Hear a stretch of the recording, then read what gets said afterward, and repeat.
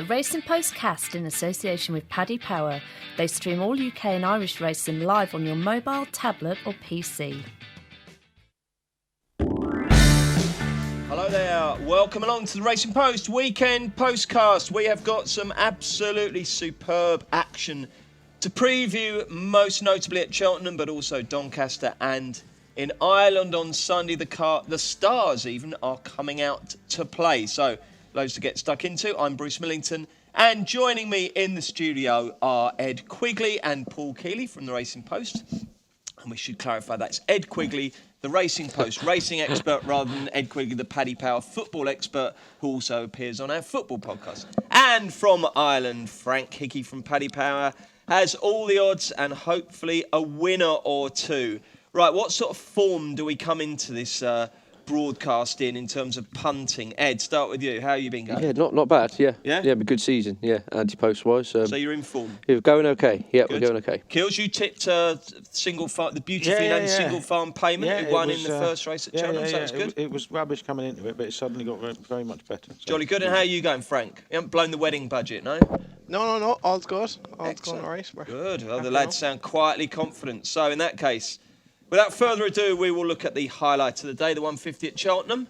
It's the Caspian Caviar Gold Cup, 2.5 miles. 16 runners at the moment. There probably won't be because that's what happens with 16-runner handicaps. But as things stand, with the 16 runners declared and set to face each other, Frank Hickey, how do Paddy Power bet? We are 6-1 Village Vic and Bovrel, 13-2 ASO, 7-1 Kylemore Lock, 9-1 both Frodon and Alo Momo, 10-1 Boywise and Thomas Brown, 12-1 King's Odyssey, and 14's Bar. Ed Quigley, we'll start with you. Who will pass the post first? I'm on the same boat as Kills here, really. I think Bovril, it's rock solid. Left on a marker 146 after running a cracker in the big race last month. I think this better ground of suit is worth touching upon the weather forecast, as we were having this chat a month ago. That the weather, there was 12 millimetres of rain forecast. It's now they're saying it's down to 6.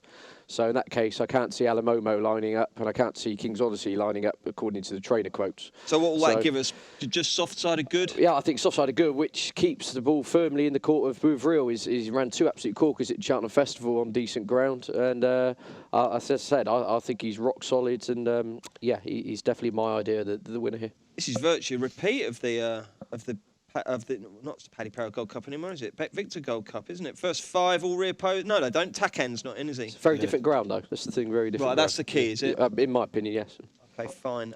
Kills, why will Bouvray win? Yeah, well, I mean, it was just an interesting way he went. He travelled brilliantly throughout the race till he hit the third last, but he went right round the outside. And I think most of the others, were racing more towards the inside, and he was giving away a fair amount of ground, and he ended up making a challenge up the straight on the inside. It sort of been brought in, so it sort of run all over the place. I thought he gave away a fair amount of ground. He's a little bit better off with those who finished in front of him, and I think the ground very much does play to his strengths. Now Village Vic does act on good ground, but his good improvement last year came on much softer ground, and obviously he was beaten out of sight at the Cheltenham Festival. It was up against Vautour, but he didn't run any sort of race. He's a terrific horse, Village Vic. He skips over those fences so fast, and he gets lots of horses out of their comfort zone. I think you want a traveller, and a traveller was what you got in Bouvray, who will be ridden by Barry Geraghty for the first time. Do you see that as a big plus? I do see it as a plus. Barry Geraghty is a brilliant big race jockey, isn't he? There's no doubt about that. And I think just a sit and wait and wait again and make your challenge at the right time. Now, if it'd been soft ground, I'd have been all over ASO again, or backed in the Better Victor Gold Cup. But he's never run on anything faster than good to soft. Must be a reason for that. Obviously, he did in France. He won a Mickey Mouse flat race on fast ground in France. But he's been kept away from anything fast over here, and he goes well on soft ground. And the one that I'd really like otherwise, Kylemore Lock. I thought he ran a really, really good race. And second to World Regatta at Ascot on his return. Obviously, he's beaten the likes of Outlander over fences as a novice last year. A Grade 1 winner in his own right. He's a decent horse, but I just think he's going to need soft ground. So are quite a few of the others. So, if you could still get 4 places on the day, I can't see how Bouvray finishes out of them. Righty-ho. The lads both fancy Bouvray. Who do you fancy, Frank? Yeah, I could see their point. He ran a very eye-catching race first time back. I'm praying for rain. I think if King's Odyssey, if he got rain, he's definitely been lining up for this. The weather forecast is the worry. He's won at the track. He definitely needs soft ground, but I think he's very well handicapped. He's only had 9 runs in total in his career. He's relatively unexposed. I'd like his chances, but he's dependent on rain. Other than that, Thomas Brown. If he didn't run, I'd probably take a flyer on Thomas Brown each way. Won well at Aintree the last time.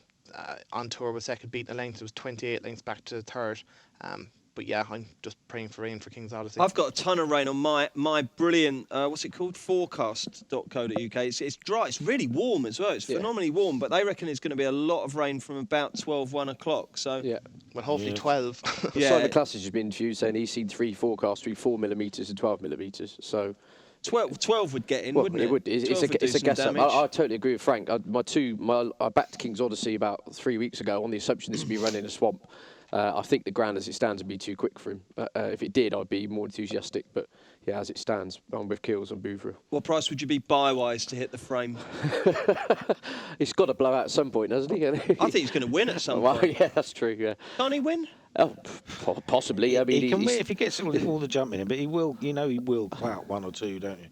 And it's if he clouts one of the second last or the last, and then has to get going again. I mean, that's what tends to happen with him, isn't it? But it'd be great to see him win, wouldn't it? And I'm sure everybody would give him a roar over if he's in there. Yeah, they certainly would. Okay, the 225, the Albert Bartlett Novice Hurdle, is a race that in the last 4 years has produced some really, really good winners. Coney Gree, Black Lion, you know what I mean, Harry, and I think King's Palace won it as well. So you're talking about a race that does make stars, and we've got 6 runners here. Plenty of whom could go right to the very top of the tree. Which of them will be at the top of the tree tomorrow, do you think, Eddie? I quite fancy West Approach. I know he's been having a good old ding-dong with Holstone in recent times. Listen to Colin Tizar quotes. They're not tilting at Wimbles, are they? They said they're considering running him in the World Hurdle this year. They think there's a lot more improvement to come from him, especially over staying trips. And the straightforward answer was official ratings suggest there's not hardly anything between West Approach and Holstone. But I do think the trip is much more in West Approach's favour today. West Approach for Teddy, who for you, Kills? I don't necessarily agree with Ted. I think going back up to 3 miles would suit Holstone just as much. I know he sort of extended his advantage over West Approach last time over 2 mile 5, but he's just very, very strong game horse that keeps coming more. I think it's between the two, to be honest, because I think the others have got a fair bit to find. No, I like Holstone. I like his attitude. I think it's one of those that's going to keep on improving and battling. Who wins, Frank? You can have the deciding vote. I'm with Paul. Holstone wins. Well, the bottom 3, we don't know what they are. Like, as in, they've all won maiden hurdles. They could be anything, but on what we know, I'd fancy Holstone to beat West Approach. And if the bottom 3 aren't well above average, I think Holstone will win.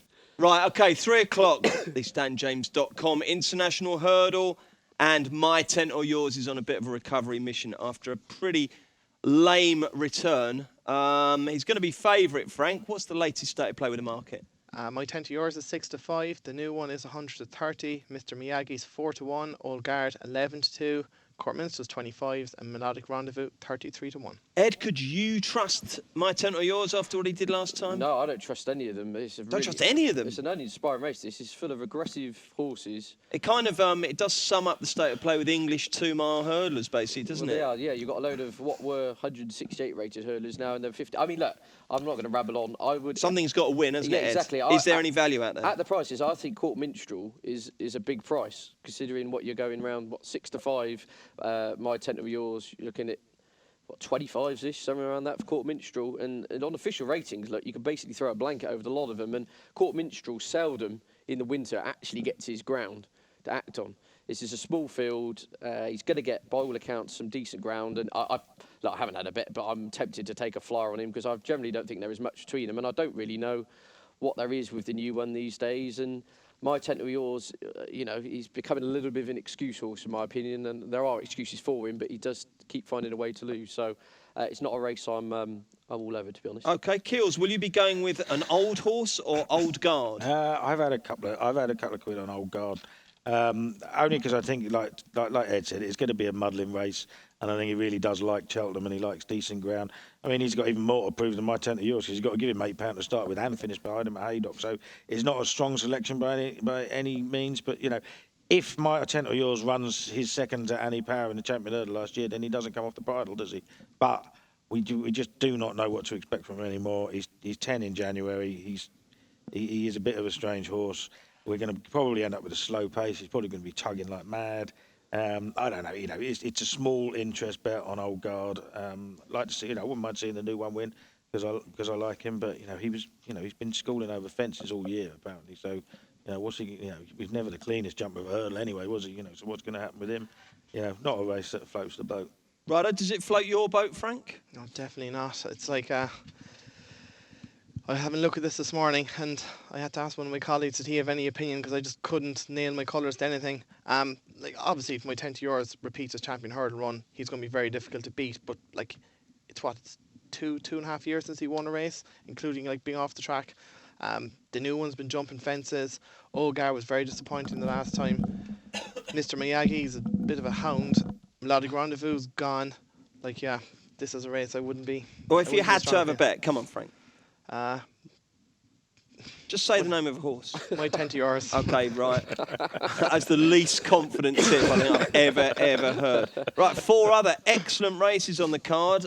Ed, take us through the bet or bets that you think we should be having on the others. Yeah, fascinating. Earlier on in the card, obviously Different Gravy in the 1240s, the horse a lot of people are going to be looking for. And a wider point, I think Henderson's still trying to work out between Different Gravy 007, which is his 2.5 miler, which is his 3 miler, come the festival. But that's definitely interest. Vanateur's got a lot of weight in the 115, but I think he's got the ability to potentially outclass these. I thought he shaped quite well for a long way on his comeback at Ascot behind Side of Grugy, of course, has gone and run a storm since. So I wouldn't put anyone off him. And the opener are full of unknowns.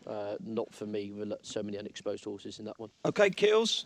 Yeah, I'd imagine Different Gravy probably is exactly that in the novice chase.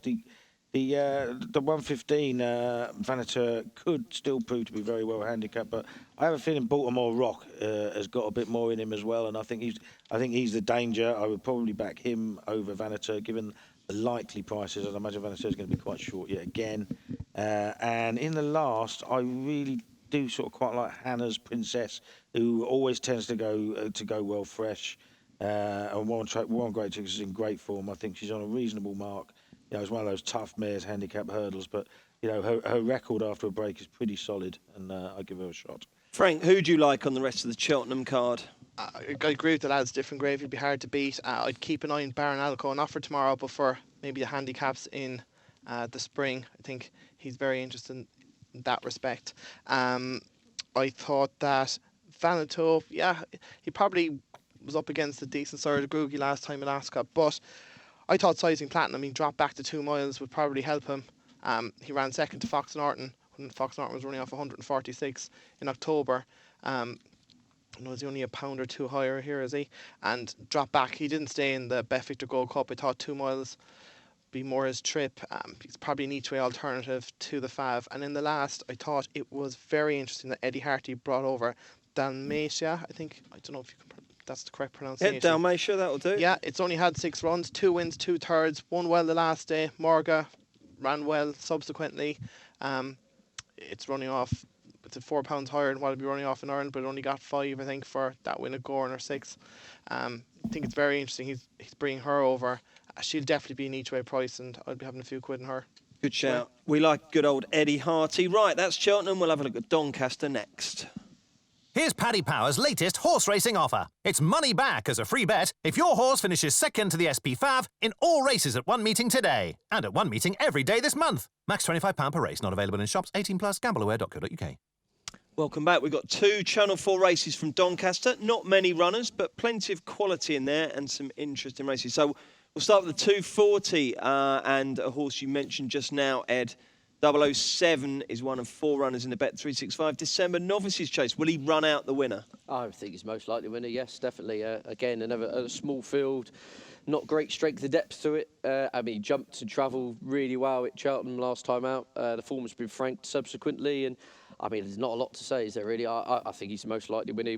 He'll be a pretty short price, I imagine.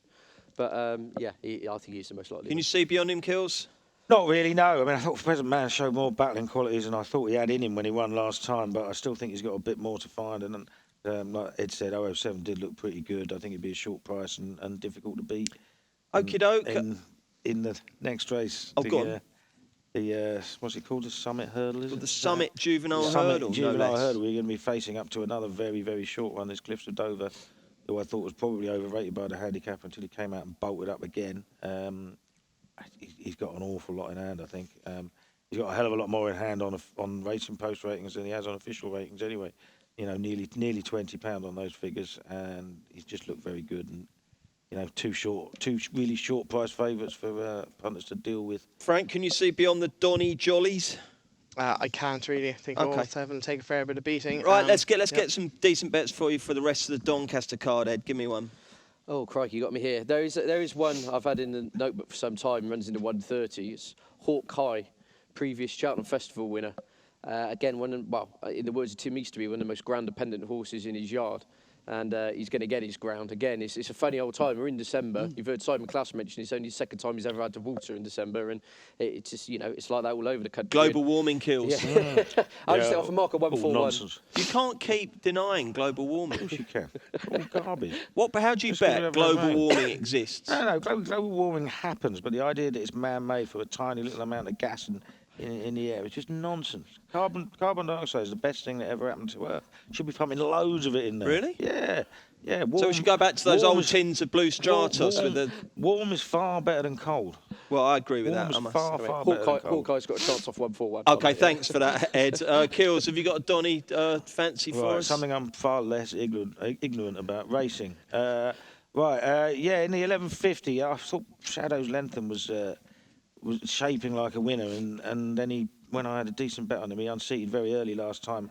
He's gone well at Doncaster before. He likes decent ground. I think he'll go well as a 10-year-old. He'll probably still be a fair price against some younger rivals. And the one to bet in a 12.55 is Knock House. Now, I've already lost a few quid on him this season, even though he hasn't run, because he keeps getting entered and keeps getting pulled out. And he's entered in the 5-day stage. He was in the Beecher Chase last time. He's gone from Donald McCain. He's been bought by gone from Mick Shannon. He's been bought by Tim Lensley to go for the Grand National. The trainer says he needs to get him up a few pounds to be sure that he gets in.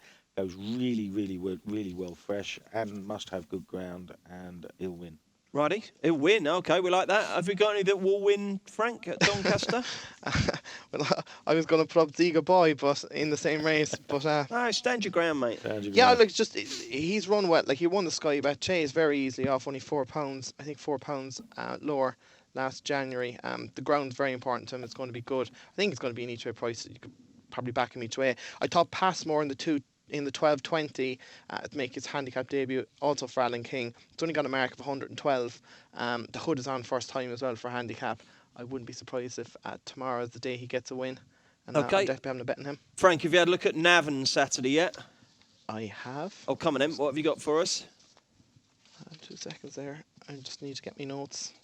In the 12 o'clock, Chirico Valles runs in the maiden hurdle. He was second to Peace News of Cork in what looked a very strong race. Arguably, Peace News may have won the Royal Bond last weekend, but falling and letting Early Beach run away with it. But I think he will probably win. Could be quick double in the 12.35 for Gordon Elliott. Then with 3 Swallows Nick going over hurdles, he won a listed bumper at Navan last time, beating the highly rated Glenn's Harmony. Step up to 2 mile 4 should suit. I think it'd be very difficult to beat. Then the Grade 3 Novice Chase, the 145. This is a bit of a tricky race. Briar Hill dropping down in trip to 2 miles 1. I'm not sure that's what he's looking for. Like, if you remember, he was fab for the Albert Bartlett. 2-1 fab when he fell and got a kick in the head and everything. And he struggled over fences. Fallen a few times. I'd be worried about the drop and trip for him. I think 3 stars for Henry de Bromhead may be able to nick this from the front if they set him out in front. He won a Grade 3 at Punchestown over 2 miles 2, and the trip will suit him a bit better. One to keep an eye on with a view to the Paddy Power Chase at Leopardstown at Christmas is Ned Stark making his first start in the handicap chase at 2:20 over 2.5 miles for Gordon Elliott. Imagine it's just a spin, but if he goes with Promise, he's one to keep in mind for Christmas. Kitten Rock runs that off 148. He made a pleasing comeback behind Zaban at Goran a couple of weeks back. He might run well. And a very interesting one, back from a long time off in the 255, Rat Vinden, third in the Neptune behind Faheen. He goes over fences in a very decent beginner's chase, with Ed Wolf, Prince of Scars, and Arduke also in it. But Rat Vinden, be interested to see how he goes after such a long layoff. God, I used to back Rathvinden all the time. I think Patrick Mullins gave me a tip for him once, and I've stuck with him ever since, but he hasn't been seen for a while. Lovely, a very comprehensive summary of Navan. Before we get everyone's one best bet of the day, is there anything else on any of the other cards you want to flag up, Ed? No, just Kitten Rock in Navan, already been mentioned. Oh, God, it's like having David Jennings on. Every bloody time we have one. He shaped with so much promise last time out. I thought it was a really good run when he got really close to Zabana, who's second favourite for the Lexus. So I think 2.5 miles is probably his trip these days, and I think he can defy a hefty weight. Normally, I absolutely love having Dave Jennings on the podcast, but when I saw Kitten Rock was there, I thought, oh, thank God he's not on it. But you two have both mentioned it. Kills, anything else from you, mate? Not for me, no. OK, right, let's get the best bets of Saturday. If he doesn't win, I will be absolutely staggered. I think it's a stone-cold certainty.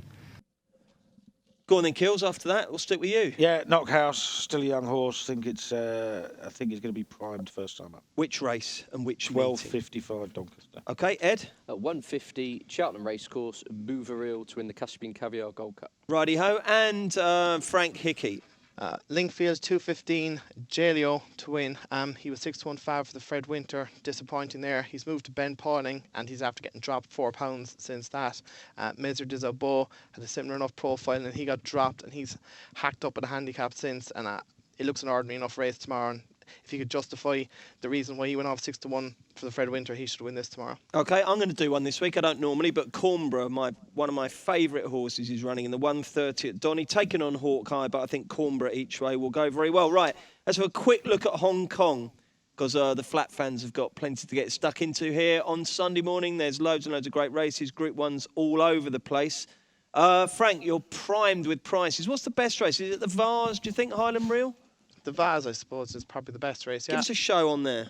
Highland Reel is 4-5, Big Orange 7-1, as is Nuovo Record. Silverware is also 7-1, Smart Layers 12s, and it's 14s bar. OK, as we walked into the studio to record this, Ed and Kills both said they hadn't given it a single look. I then told them they have to, by the time we come to talk about Hong Kong, come up with a great bet. So who wants to go first?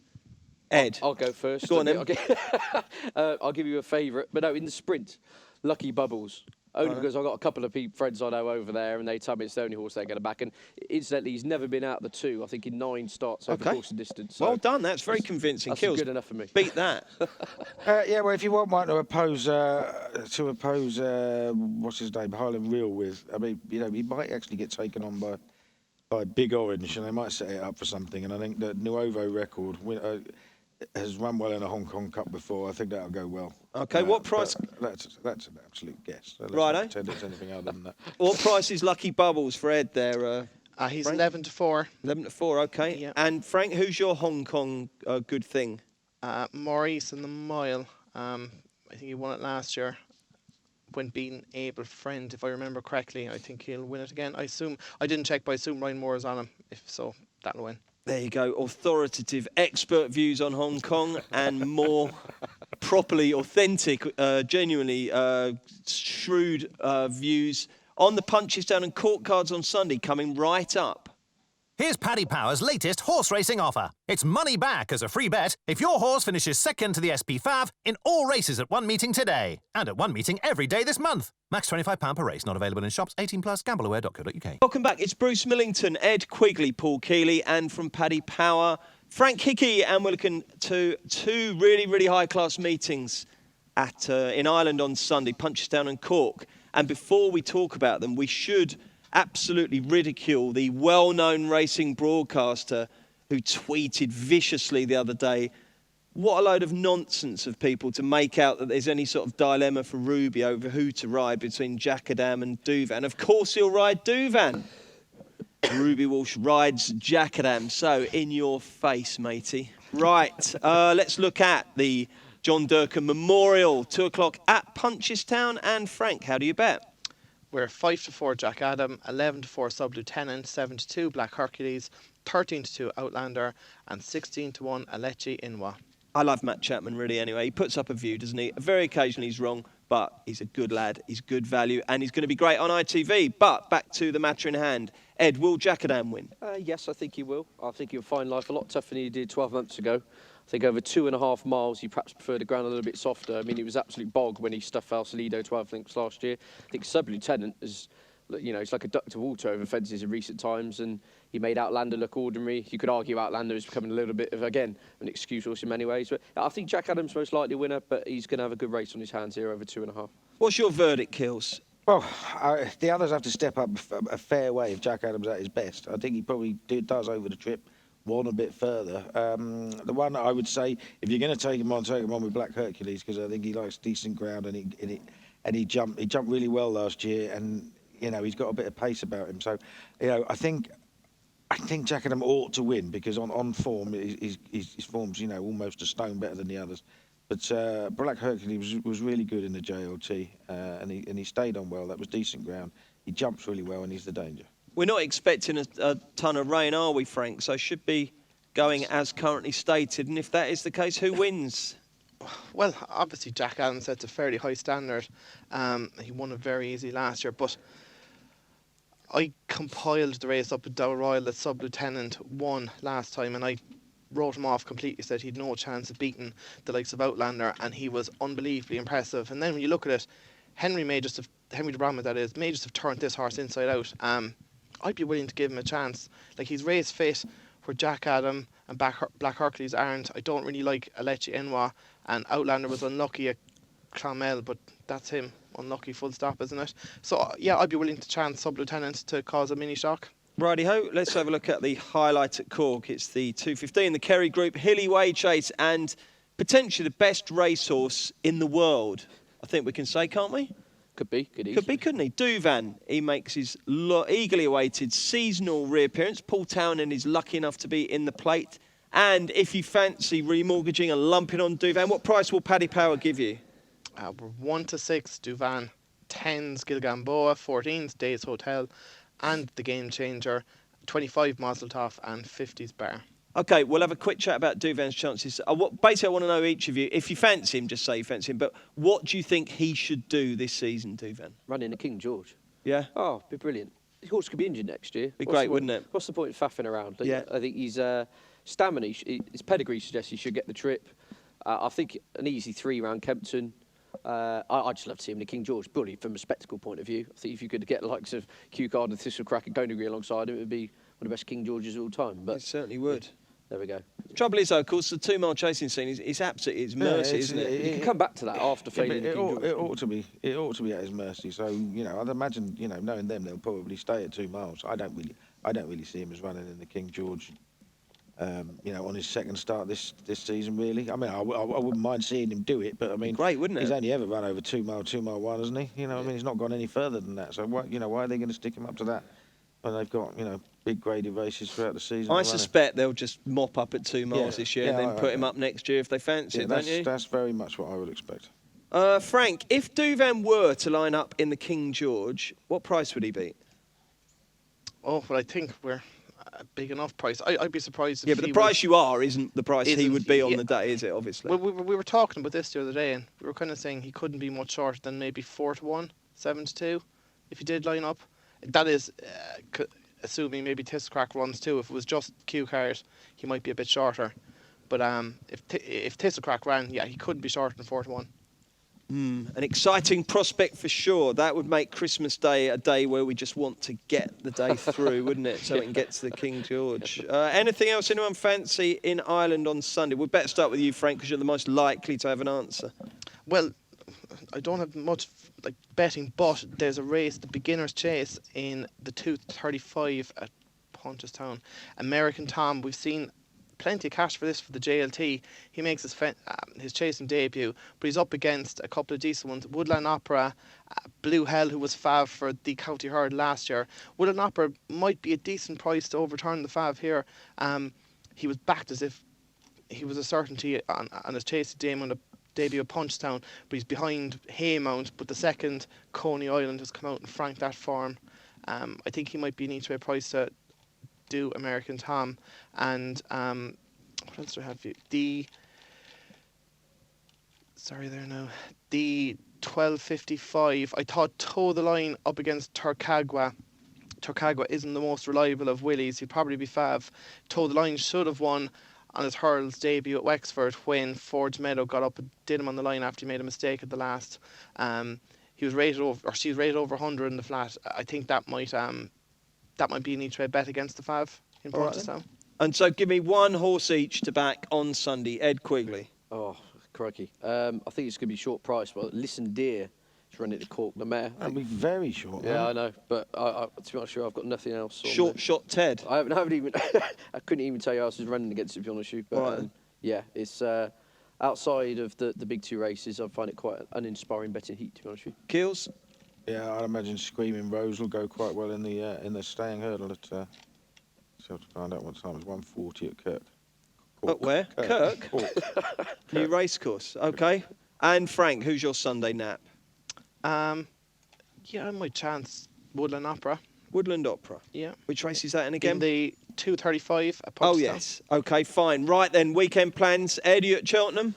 No, I'm not. No, I'm putting the Christmas decorations up, looking after Little one, actually. It's Littleton's first Christmas, isn't it? Yeah, it will be. Yeah. So That'd be nice, I'll wouldn't get it? him trying to scream at the TV. What sort of tree are you getting this year? Real or artificial? Be real, be a small one now. As you know, the house has got far less space than it used to have, so that's a bit of an inconvenience. Kills, have you bought your tree yet? No. I have nothing to do with buying trees whatsoever. The missus goes and does that, and I always tell her it's too early, even if it's not. That doesn't sound remote. That's not remotely surprising, that, is it? That Kills doesn't get the Christmas tree. I'm probably going to be spending the day tomorrow writing out 1,000 times never ever back out Sam at Cheltenham again, given the way he's running at the current moment. Oh, you're currently watching him, But he is actually making ground as I speak, but he's got in so close to so many. What's this? My cash out potential isn't very high. Thanks for giving this broadcast your undivided attention. Anything else for the weekend?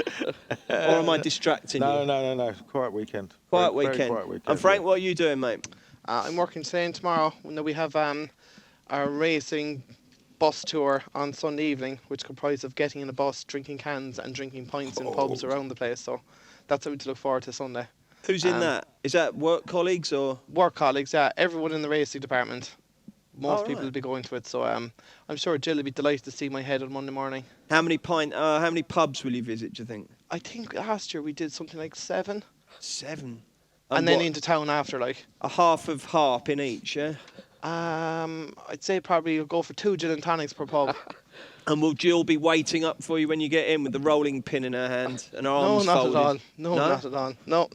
Jolly She's like, good. let him off. That's Rastus. Ah, that's good. Well, wait till you get married, mate. All that fun will soon stop. Right, chaps, thank you very much indeed. We are back on Monday with the review postcast. Do please go on to iTunes and subscribe and rate us if you think we've done a decent job. Thanks very much indeed for watching. The Race and Postcast in association with Paddy Power. They prize support UK and Irish racing the night before.